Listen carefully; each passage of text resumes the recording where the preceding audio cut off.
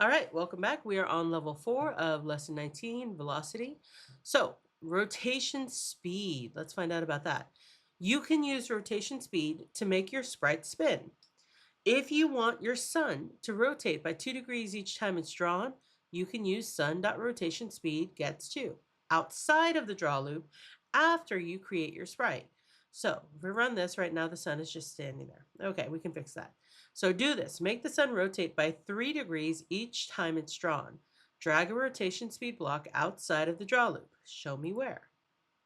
All right, so between level 3 and 4, or line 3 and 4. All right, give the rotation speed a value of 3. So let's do that. We're going to put that there.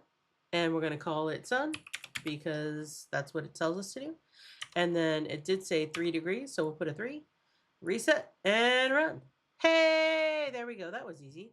All right, so with that, we're going to finish this, and I will see you on level 5.